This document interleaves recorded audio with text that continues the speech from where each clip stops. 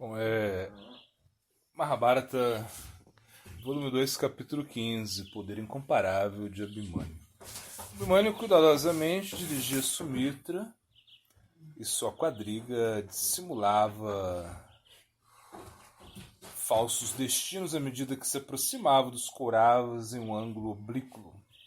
Mantendo seu bravio ataque sobre Drona, simultaneamente flechava os guerreiros a lutarem ao seu lado e às suas costas, enquanto caíam, onde sua investida Abhimanyu muito repentinamente guiou sua quadriga em direção à direita, atordoando Drona com uma centena de flechas de aço, voou para ele e perfurou a formação sob o olhar embasbacado dos Kauravas. O espantoso combate teve início quando a formação exterior foi violada. A confusa batalha entre o príncipe e as tropas densamente apinhadas assemelhava-se aos remoinhos produzidos quando Ganges se encontrou com o mar. Grande número de guerreiros sobre elefantes, cavaleiros quadrigários e soldados de infantaria fecharam Abhimanyu em um cerco, todos rugindo em deleite. O filho de Subhadra começou a dilacerar seus inimigos com suas setas, passando por entre os seus inimigos como um vendaval. Parecia aos Kauravas estarem pelejando contra centenas de Abhimanyus. Matai-o, afrontai-me. Onde pensas que vai?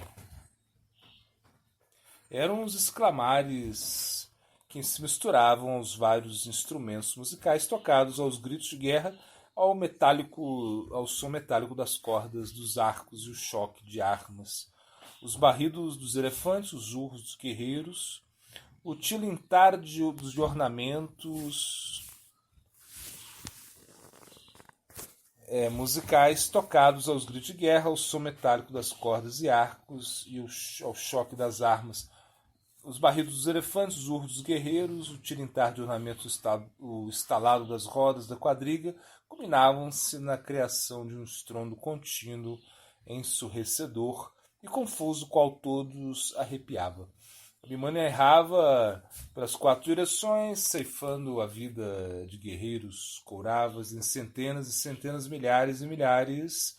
Sua celeridade e destreza eram incomparáveis. Os soldados que o enfrentavam tinham o mesmo fim de mariposas que voavam contra a chama de uma vela. Abhimanyu rapidamente cobriu a terra com cadáveres de combatentes, assim como um sacerdote cobre o chão com grama cuxa durante um sacrifício. Braços, deveras musculosos, enfeitados por braceletes e pulseiras de ouro, eram decepados ainda com as armas empunhadas. Outros braços caídos ao chão tinham seus dedos abertos, o que os fazia parecerem serpentes de 5 capelos atiradas a esmo por Garuda. Vistosas cabeças embelezadas por elmos trabalhados e perfumadas pelas melhores fragrâncias rolavam pelo chão como frutas maduras caídas de suas árvores. Uma vez que no interior do viúrculo dos Kauravas o filho de Arjuna inclinava-se em todas as direções, tão enérgico era o jovem guerreiro que nenhum dos seus inimigos era capaz de fixar seu olhar sobre ele. Suas flechas partiam dele como os raios dourados do sol. Ele derrubava grandes elefantes juntamente com seus aguilhoadores, espalhando pelo chão suas armaduras. Ginetes caíam de suas celas mortos por flechas que vazavam por inteiro seus corpos. Seus corcéis empinavam em medo e eram trespassados pelas implacáveis saraivadas de Abhimanyu. Os animais rolavam no chão inteiramente ensanguentados, com olhos protuberantes e língua projetada para fora. Enviando homens e animais para as venturosas regiões dos heróis, que partem Abhimanyu desferia assaltos continuamente, bradando temerosos gritos de guerra. Vendo exibir várias manobras, os beligerantes Couravas consideravam-no belíssimo e expressavam sua apreciação gritando alto, a despeito de todo o esforço para exercitar suas armas sobre ele. Não foram capazes de encontrar qualquer falha em sua defesa, senão que, tão logo se aproximavam dele, eram atingidos por dezenas de suas prestes setas. Os Couravas pareciam um exército assura destroçado por Skanda. O filho de Subhadra movia-se destemida e velozmente entre eles, deixando atrás de si um rastro de morte. Milhares de guerreiros Couravas deitavam suas armas e fugiam do embate, desamparando seus parentes e amigos feridos. Desbaratavam-se para todas as direções, elefantes corriam e bramavam, os ligeiros corcéis galopavam a toda velocidade, fugindo de Abhimanyu, saltando sobre os soldados caídos que pedregulhavam o lamaçal de sangue. Enfureceu-se Duryodhana, indiferente à sua própria segurança, abaurou Abhimanyu com um rugido. Diante disso, alarmou-se Drona, que gritou aos guerreiros ao seu redor: Salvai o rei! Ashvatthama, Kripa, Karna, Shakuni, Shalya e outros 6 heróis convergiam sobre Abhimanyu. O jovem príncipe foi coberto por uma completa chuva de flechas. Girando sobre sua quadriga, neutralizou as flechas inimigas com flechas suas, enquanto Sumitra dirigia a quadriga com desembaraço. Ele flechava todos os seus atacantes com ardentes setas quase invisíveis em seu voo. Os combatentes Couravas então assaltaram Abhimanyu por todos os lados. Eles saraivavam sobre o príncipe milhares de flechas, mas ele as repeliu ou desviou-se das mesmas. Algumas flechas furaram sua defesa e penetraram sua armadura, mas nenhuma perplexidade ele experimentou. Mirando com precisão, despediu 12 setas, as quais despedaçaram a quadriga do rei Ashmaka, um vigoroso aliado de Kourava. Com outras 6 flechas, matou os 4 cavalos do monarca, o seu quadrigário e o monarca em si. Vendo o rei falecido, os soldados Couravas debandaram. Duryodhana e Karna pelejavam lado a lado, atirando sobre Abhimanyu torrentes de flechas. Suportando as flechas assim como a montanha suporta uma tempestade, Abhimanyu atirou contra Karna uma seta poderosa o bastante para transpassar sua armadura. A mesma atingiu-lhe o ombro e penetrou profundamente. Em dor, Karna se contorceu como a colina em um terremoto e desmaiou. Abhimanyu então aturdiu Duryodhana com dezenas de flechas e com ainda mais flechas matou 4 outros reis que apoiavam Kourava.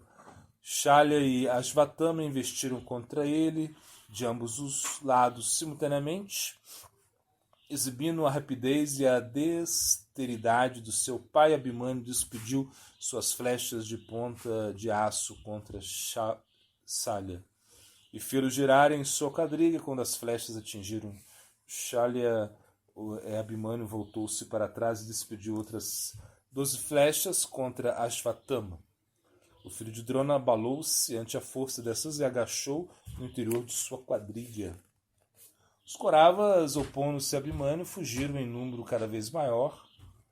Unicamente os mais poderosos guerreiros eram valentes o bastante para se colocarem diante dele, mesmo eles, entretanto, eram logo subjugados por seu furioso ataque.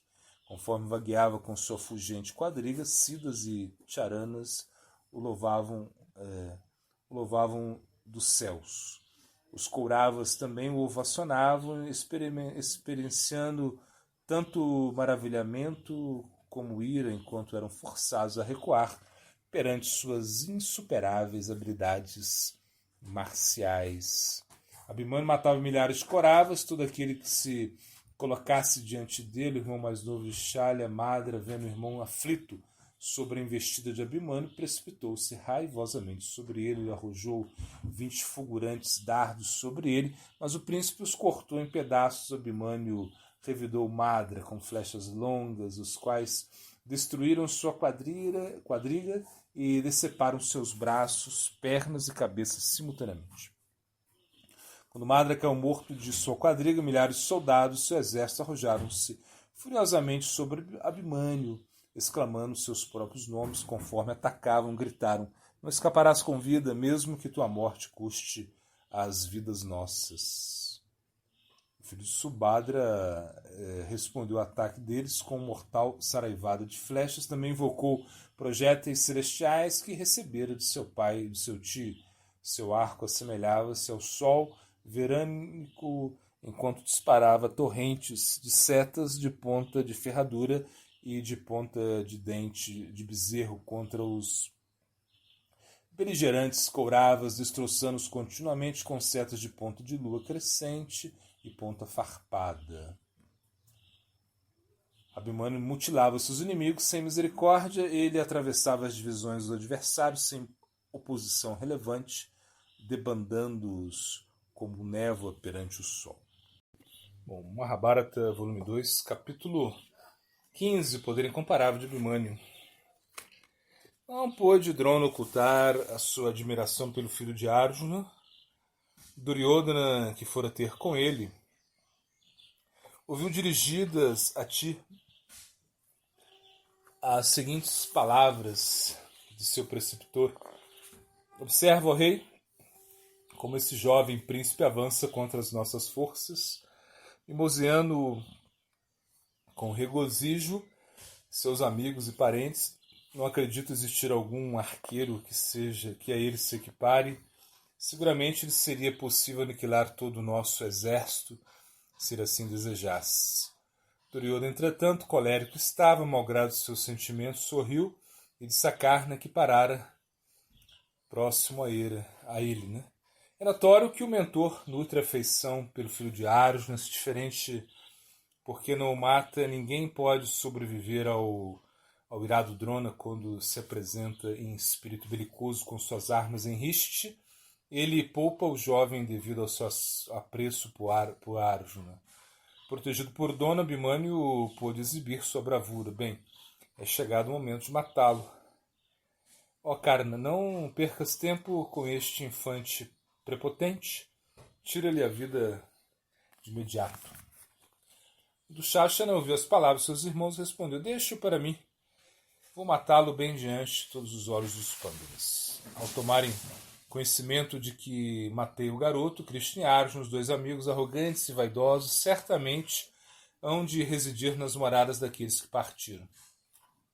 Sem dúvidas, todos os seus parentes serão consumidos pelo pesar e seguirão o caminho deles. Deseja-me sucesso, ó rei. Vou desafiar o filho de Subhadra e todo o seu orgulho excessivo. Dushashana salteou Abimânio com um brado sonoro e atirou uma chuva de flechas emplumadas de penas de bútil. Chuva essa que cobriu por inteiro a quadriga de Abimânio. O jovem príncipe sorriu ao reconhecer seu antagonista, flechou prontamente com 24 flechas, intolerante ao ataque do Dushashana, ampliou a ferocidade do seu próprio ataque, disparou contra Abimânio flechas e dardos que brilharam fulgurantemente em seu voo de encontro a ele. O príncipe neutralizou os projéteis e contra-atacou. Ambos os combatentes exibiram várias manobras em suas quadrigas, exibindo as habilidades que deleitavam os espectadores. Os Kauravas tocavam toda sorte de instrumentos musicais e aplaudiam conforme Dushashana acirrava-se contra Abimânio. Refreando o ataque de seu oponente, Abimânio falou-lhe colericamente: Afortunadamente tenho diante de mim um desprezível guerreiro de atos desumanos e retidão perdida, um guerreiro que sempre orneja seus próprios feitos e não conhece nada senão atividades pecaminosas. Com alegria foi como atravessou o destino e Bima com o teu verbo pernicioso. Pagarás agora pelo teu delito, ó perverso, sofre pelo pecado de haver colocado tuas mãos imprestáveis no impoluto cabelo de Draupadi. Colhe os frutos fatais de tua necessidade, violência, avidez e opressão. Vou castigar você severamente diante de todos esses guerreiros, livrando-me do fardo da ira que nutro por sua pessoa. Em poucos segundos, Abimânio fixou uma radiante flecha dourada Em seu arco atirou com todo o seu poder. A flecha enterrou-se profundamente no ombro de Dushashana, que deitou seu arco. Abhimanyu flechou com mais 25 setas, as quais queimavam como fogo. Trespassado com seu peito e seus braços, o Corava agachou-se em grande dor e desfaleceu. Seu quadrigário rapidamente o conduziu para longe da zona do conflito.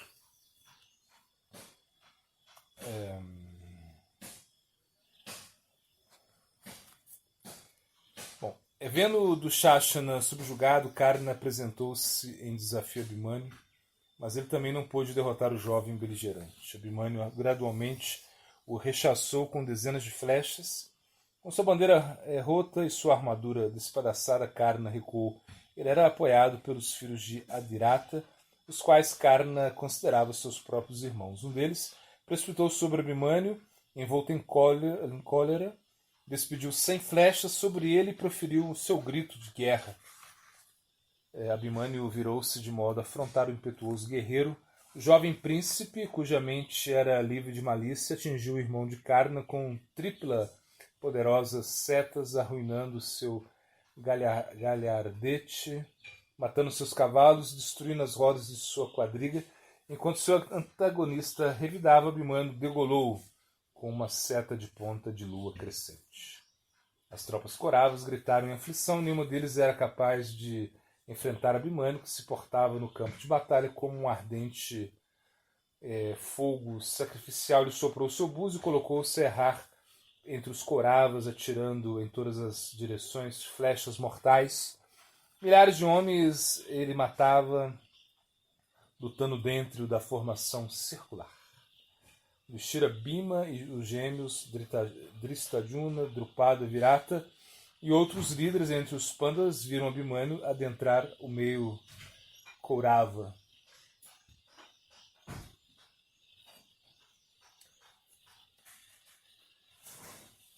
Bem, Yudhishthira, Bhima, os gêmeos Drishtadyumna, Drupada, Virata e outros líderes entre os pandas viram Abhimanyu adentrar ao meio Kaurava, quando primetou Vyuha como um elefante irrompendo por um solto. Deixou um grande rombo nas forças externas. Os pandas dispararam em direção ao mesmo, tentando seguir o garoto para dentro da formação.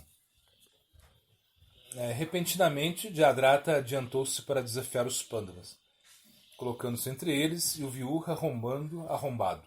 O rei Sindhu flechou-os copiosamente.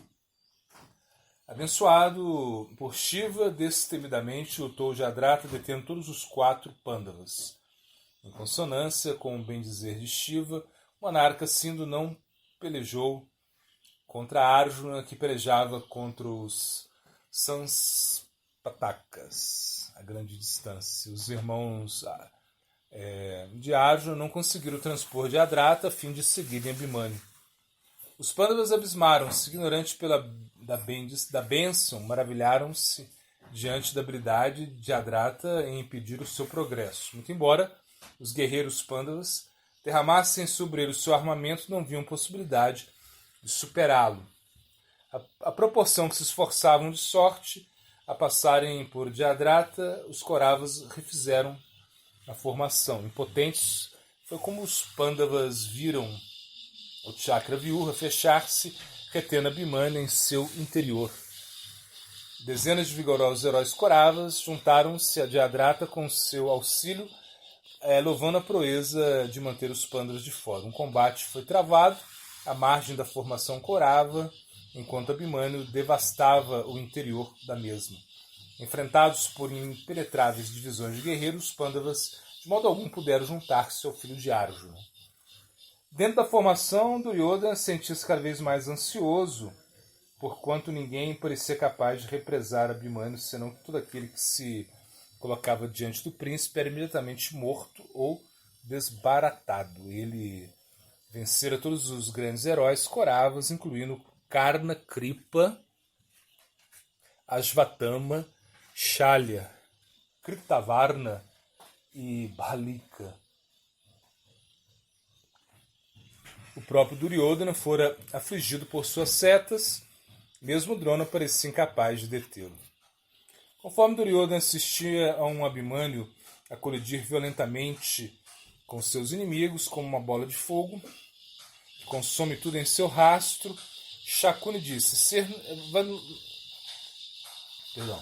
será impossível para nós tirar a vida desse príncipe por meios justos. Encontraremos, pois, outro meio para isso. Todos nós temos que atacá-lo simultaneamente antes que ele destrua cada um de nós.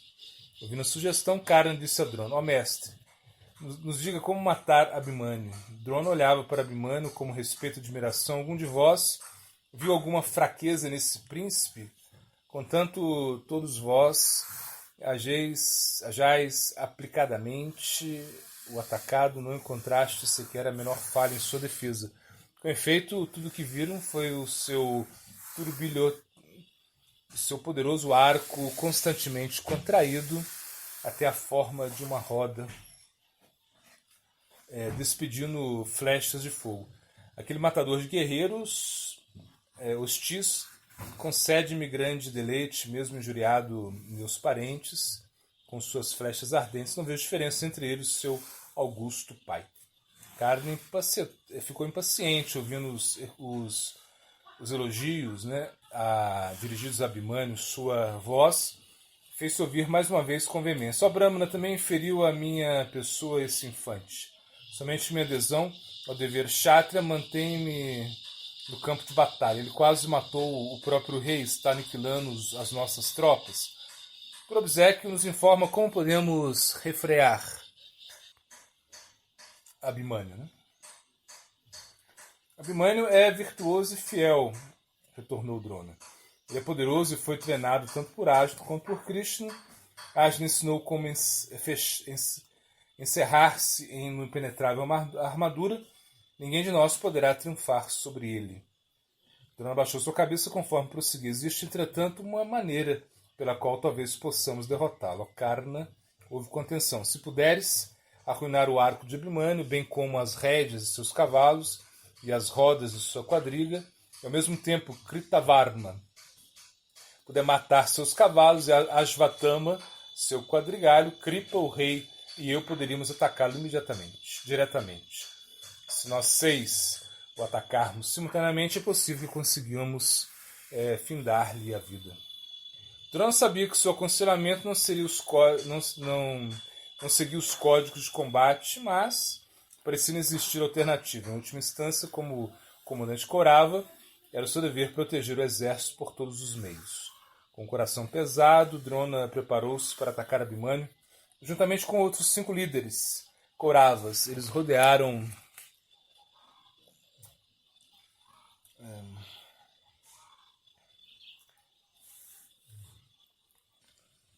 o príncipe. Karna partiu seu arco em 2. Kritavarma então matou os seus corcéis e Ashvatthama, seu auriga, enquanto Drona e Kripa assaltaram pela frente. Duryodhana fazia pelas costas, com seus cavalos mortos, seu quadriga imobilizado. O príncipe saltou ao chão, empunhando sua espada e seu broquel. Girando em grande velocidade, sua espada espedaçava as flechas que vinham em toda a sua direção. Os 6 Kauravas flecharam o cerco em torno de Abhimanyu, conforme ele rechaçava os seus ataques com sua espada e broquel. Ao dar consigo conterneado, Abhimanyu repetidamente soltou no ar, através do seu poder místico, permaneceu no céu com sua armadura dourada brilhando sob o sol vespertino. Assemelhava-se a uma grande águia enquanto vagueava pelo ar. Ele exibiu vários movimentos conhecidos como Korishka e similares. Girava e brandia sua fulgurante espada azul. Abaixo dele, os soldados Kauravas encontravam-se cheios de medo, esperando que caísse sobre ele a qualquer momento. Drona olhou para cima e fixou para sua mira na espada de Abhimanyu, seu olhar na espada de Abhimanyu. Com uma seta navalhante, cortou sua arma, separando a lâmina de sua empunhadura. Ao mesmo tempo, Karna despedaçou seu pequeno escudo redondo com 4 velozes flechas. Abhimanyu descendeu desarmado do céu e ergueu uma roda de quadriga, lembrando-se como Krishna correra de encontro a Bhishma, segurando uma roda de quadriga. Fê-lo também de encontro a Drona, com sua bela face coberta de poeira, seu longo cabelo voando contra o vento, inteiramente coberto de sangue. O príncipe tinha uma belíssima aparência enquanto corria, com a roda erguida sobre sua cabeça. Muito embora sozinho, com homens de desproporcional poder ao seu redor, o sobrinho de Krishna não externalizava nenhum receio. Bom, conforme o jovem rapidamente se lançava em direção a eles com a roda de arco, de aço, Drona e Kripa despedaçaram-na com suas flechas. Abhimanyu agarrou uma pesada massa próximo a ele e precipitou-se contra a Ashvatthama, girando a arma sobre sua cabeça, vendo o príncipe vir em sua direção como o Tricóple Shiva ao fim da Yuga. A Ashvatthama saltou para fora de sua quadriga. Antes que chegasse ao chão, Abhimanyu golpeou a quadriga verticalmente com sua massa, como se um raio caísse dos céus, destroçando a quadriga e matando os cavalos e o quadrigário. Com flechas projetando-se de todo o seu corpo, Abhimanyu remoinhava-se a esmo, brandindo sua massa. Em poucos minutos havia matado Kalikeya, o irmão de Shakuni, juntamente com 80 dos seus seguidores. Então tirou a vida de 10 combatentes sobre quadrigas. E em seguida a vida de dezenas de elefantes e 50 guerreiros Kekayas. Filho de Dushashana, Durjaya, arrojou-se sobre sua quadriga em direção ao jovem guerreiro, mas Abhimanyu rapidamente matou com sua pesada arma os 4 cavalos de Durjaya, esmagando contra o chão. Durjaya saltou incólume, levando consigo sua massa, aterrissando próximo a Abhimanyu. Urrou um desafio. Abhimanyu correu ao encontro de Durjaya. Os dois beligerantes confrontaram-se raivosamente, golpeando-se mutuamente com suas massas e produzindo estrondos similares a trovões. Finalmente, em um golpe lateral, atingiram a cabeça um do outro, resultando em um âmbulo que ambos desfaleceram ao chão. Transcorrido alguns instantes, Durjaya recobrou seus sentidos, colocou-se de pé e ergueu sua massa mais uma vez. Abhimanyu, fatigado em razão de sua longa peleja contra tantos oponentes, lentamente ergueu seu tronco. Enquanto tentava erguer-se por completo, Durjaya golpeou verticalmente o topo de sua cabeça com toda a sua força. Atingido pela cruenta amassadura, Abhimanyu estirou-se sem vida. Diante dos olhos dos Kauravas, caiu sobre suas costas e com os membros abertos. Bom, Hare Krishna Mahabharata, volume 2, capítulo 15. O poder incomparável de Abhimanyu. Bom, Drona e os demais líderes puros rodearam um príncipe caído. Parecia um elefante selvagem morto por um caçador. Milhares de soldados aglomeraram-se ao seu entorno e olhavam para ele como se fosse um incêndio florestal extinto após consumir uma floresta durante o verão, ou uma tempestade que se esgotara após haver desraigado um número incontável de árvores. Ele jazia com uma pacífica expressão em seu rosto garrido, com seus olhos rubros fitando o céu. Mesmo morto, era tão resplandecente e esplêndido quanto a outonal lua cheia. Os Kauravas rugiram de felicidade agora que seu incansável oponente finalmente caíra. Eles dançaram no campo de batalha, agitando suas armas. Deveras aliviados ante o fim daquela grande ameaça, abraçavam-se e riam alto. Do céu, muitos rishis e siros olhavam para o príncipe, que parecia uma lua, e se desgarrara do firmamento. Eles interjeccionaram lamentos e exclamações. Que terrível! Acometido de uma vez só por 6 Maharatas Kauravas, o herói agora jaz assassinado. Quão iníquo! Ao redor de Abhimanyu, uma cena de absoluta devastação era o cenário. Inumeráveis homens e animais mortos eram vistos em meio a louçainhas, armas, armaduras e quadrigas arruinadas. Por completo intransitável era o campo de batalha, repleto de mortos e moribundos. Braços, pernas e cabeças encontravam-se por toda parte, em um caos imerso em sangue. O campo de batalha assumira uma aparência aterradora que espavoria o coração de covardes. O sol alcançara o horizonte ocidental no instante que um príncipe fora morto. Jubilosamente, as tropas coravas retiravam-se do campo de batalha, deixando o cadáver de Abimânio em meio à chacina que causara. Ouvindo os bradares do corazo, Yudhishthira pôde conjecturar que se dera. Quando viu Jayadratha com braços sobre os ombros de seus irmãos, temeu pelo pior. Seu receio foi confirmado quando chegou até ele a nova morte de Abimânio. Yudhishthira perturbou-se imediatamente pensando em Arjuna, que ainda batalhava contra os Sanstakas, e logo retornaria. O que ele diria ao saber do seu jovem filho, quando seu jovem filho, o que ele diria quando soubesse que o seu jovem filho fora enviado sozinho para o interior do Chakravyuha? Trêmulo estava Yudhishthira. Por que permitir a ida do garoto apenas porque temia sua própria captura causou a morte de Abimânio? Voltamos para os seus outros irmãos. Yudhishthira disse: o heróico filho de Subhadra, sem mais haver recuado, foi morto. O jovem agora ascendeu ao paraíso. Depois de haver ceifado a vida de numerosos guerreiros, seguiu-lhes o destino. Inevitavelmente, ele não era tão poderoso quanto Krishna, e Arjuna certamente alcançou a opulenta mansão de Indra. Conquanto pessoalmente sob grande aflição, Yudhishthira tentava consolar seus irmãos e seguidores. Não devemos nos lamentar por Abimânio, visto que ele realizou atos piedosos. Ele seguramente logrou as regiões de probidade sempre buscadas pelos virtuosos. Em silencioso luto, os Pandavas se recolheram.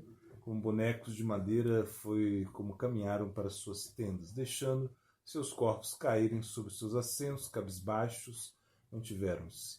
Yudhishthira chorava, desejoso de agradar-me. O príncipe adentrou a formação de Drona como um leão penetra armento. Ele forçou os melhores curos, todos amidoutos e exímios no combate, a recuarem diante de seu vigor, após haver cruzado o oceano da força Kaurava, matando muitos de seus heróis. O sobrinho de Krishna partiu para o outro mundo. Como poderia olhar para Arjuna ou para a auspiciosa Subhadra, agora destituídos de seu amado filho? Quais serão as palavras vazias, desconectadas e incoerentes que falaremos a Krishna e a Arjuna, uma vez que estejam de volta? Yudhishthira sustentava sua cabeça com as mãos, aspirando exclusivamente a minha própria segurança, e ver aquela criança para a batalha. Eu destarte feri Subhadra, Arjuna e Keshava. Um homem tolo busca o ganho pessoal sem antever as penosas consequências de sua busca. Assim agiu cobiçosamente, ignorante do que certamente haveria de acontecer. Como pude alocar o infante príncipe, merecedor de toda sorte de luxos e prazeres, no âmago de batalha, agora já sobre terra fria? Nós também logo teremos de nos juntar a ele, uma vez que Arjuna aqui esteja consumidos por seus olhares carregados de tristeza. O pranto de Yudhishthira tomou a tenda, e todos os guerreiros e reis presentes também choraram, dado que Abimânio era um dos mais queridos entre eles. Muito embora não tivesse mais que 16 anos de idade, não hesitara juntar-se ao seu pai na guerra. Sua honestidade e sua postura, sempre alegre e disposta, haviam conquistado para si o apreço de todos. Enquanto filho de alguém podia dispor da proteção de toda hoste celestial, ele foi morto. Certamente agora se encontram cheios de temor os Kauravas, cientes de que tomaram da ira ante a injustiça da morte de seu filho. Arjuna há de devastá-los todos. Em breve, dos seus Duryodhana, vendo a mortandade de suas forças, abandonará sua própria vida em decorrência da infelicidade. Ai de mim, contemplando o incomparável príncipe estirado sobre a terra, Nenhum prazer possa derivar da vitória do reino, mesmo da imortalidade. Enquanto Yudhishthira lamentava-se, Vyasadeva repentinamente adentrou a tenda. Yudhishthira se recompôs e colocou-se de pé a fim de receber o sábio. Juntamente com seus irmãos, adorou, ofereceu-lhe um refinado assento em posição de destaque. Quando Vyasadeva estava sentado à vontade, Yudhishthira dirigiu-lhe a palavra ao grande Rishi. O filho de Subhadra foi morto em batalha por um grande número de arqueiros, dados a manobras espúrias que o rodearam por todos os lados. Embora uma mera criança, foi morto conforme contendia contra guerreiros em número absolutamente desproporcionado. Anelando no servir, penetrou a formação hostil, mas foi aprisionado na formação circular e morto sem misericórdia, enquanto éramos mantidos do lado de fora pelo rei Sindu. Ai de mim, meu coração arde em uma angústia insuportável. A resposta de Vyasadeva foi gentil. Ó rei, ó filho, és possuidor de alta sapiência, em virtude que não te fica bem lamentar-te desta maneira. Homens de teu nível jamais se confundem quando afrontados por calamidades. O heróico Abhimanyu feriu o paraíso após haver matado os copiosos antagonistas. Seus feitos em muito superam a sua idade, granjeou a fama eterna.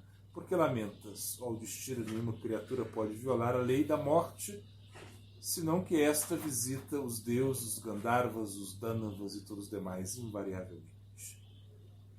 Acalmados pela presença de Vyasadeva, os panas ouviram suas confortantes palavras. Quando concluiu sua fala, Yudhishthira disse: muitíssimos dos regentes da terra agora se encontram destituídos de orgulho e poder.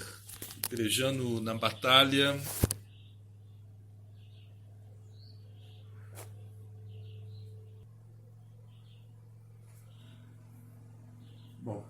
pelejando na batalha, repletos de esperanças de triunfo, caíram no fogo do ódio de seus inimigos, agora jazem mortos sobre o chão, vendo tão grande massacre, compreendendo o significado da morte. Ó sábio erudito, por que a morte leva os homens? De onde surge a morte? Ó avô, peço-te a bondade de isto nos explicar. Vyasadeva fechou seus olhos, embora estivesse emaciado e coberto de poeira devido às suas contínuas austeridades, fulgurava como uma refulgência mística que se expandia ao seu redor como o brilho da lua. Sentado em postura de lótus sobre o assento dispendioso, parecia uma pedra preciosa negra, incrustada em ouro. Transcorridos alguns momentos, começou a narrar a antiga história da origem e da morte do mundo. Como Brahma pela primeira vez trouxe a morte à existência, ó sábio, então discorreu sobre muitos reis que haviam sucumbido à morte na história do mundo, muito embora ricos em ascetismo e méritos piedosos. Após mencionar cada um dos reis mortos, descrever seus sacrifícios e atos piedosos, Vyasadeva concluiu: uma vez que tais personalidades tiveram de morrer, cada uma delas, muito superior ao príncipe do consequente à piedade, não deve lamentar por esse garoto, havendo dado sua vida na batalha, alcançou as regiões alcançadas somente por aqueles que executam os mais grandiosos sacrifícios. Lá morará em infindável boa-aventurança. Nenhum gozo deste mundo poderia seduzi-lo a deixar o local para onde ele agora foi, ó rei, e onde resplandece como um deus em um corpo novo e esplêndido. É-nos mais apropriado lamentarmos por aqueles que ainda vivem, por aqueles que aquistaram um semelhante fim. Vyasadeva exortou Yudhishthira a permanecer firme a concluir o combate. O pesar nada traz senão desânimo àqueles que se permitem ao mesmo. O sábio concluiu: quem tem isso por verdade, querido filho, ergue-te e centra-te. Havendo escutado sobre a morte e sobre o glorioso fim de Abhimanyu, abandona a tua lamentação e mantém-te firme em teu dever. Yudhishthira indagou o sábio acerca de como Jayadratha fora capaz de deter a sua pessoa e seus irmãos. Vyasadeva mencionou a bênção de Shiva, daí haver sido possível aquele fraco rei àquele fraco rei tão grande façanha. Se não fosse por ele, haveria seguido o jovem e salvado-lhe a vida. O destino é soberano, a rei, motivo pelo qual ninguém pode mudar o seu curso. Consciente disso, enche-te de coragem e cumpre teu dever divino.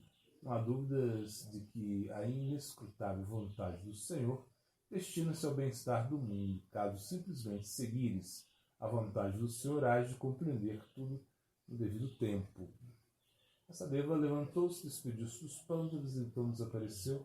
Yudhishthira sentia-se consolado, mas ainda lhe era causa de ansiedade, como transmitir a notícia a Arjuna, que estaria de volta em instantes. Ninguém haveria ousado informar-lhe em seu caminho de volta à tenda que o seu filho falecera, senão que deixaria uma obrigação de Yudhishthira. O rei olhava para o assento vazio de Abhimanyu, agora com sua bandeira, respirando pesadamente. Yudhishthira observava a entrada da tenda e batia com a brisa da noite.